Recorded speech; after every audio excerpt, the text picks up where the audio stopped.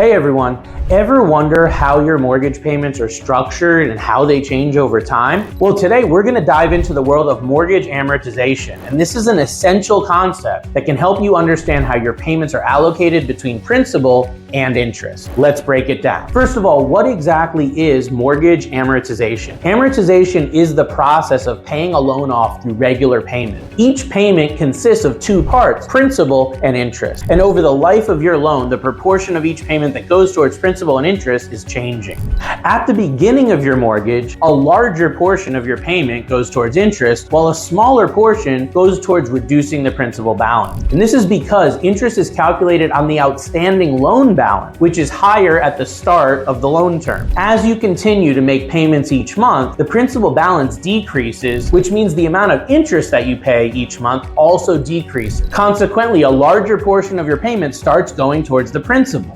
For example, let's say you have a $200,000 mortgage with a 30-year term and a 4% interest rate. In the early years, a significant portion of your monthly payment is going towards interest, perhaps $750 out of a $950 principal and interest. But as time goes on, this shifts, and by the end of the mortgage term, most of your payment will actually be applied towards principal. Now let's talk about why understanding amortization is important. Payment structure. Knowing how your payments are structured helps you to understand how much interest you're paying over the life of the loan. And this can be crucial for financial planning and deciding if refinancing might be beneficial, as we'll discuss. Early payoff. If you want to pay your mortgage off early, understanding how amortization works helps you see the impact of making additional payments. Even small extra payments to principal can significantly reduce the total interest you pay and shorten that loan term down. Refinancing decisions. As I said, if you're considering refinancing, understanding how amortization affects your payments can really help you to compare different mortgage options. You can also evaluate how a new loan might change your payment and compare it to your current amortization schedule. To calculate how your payments are structured,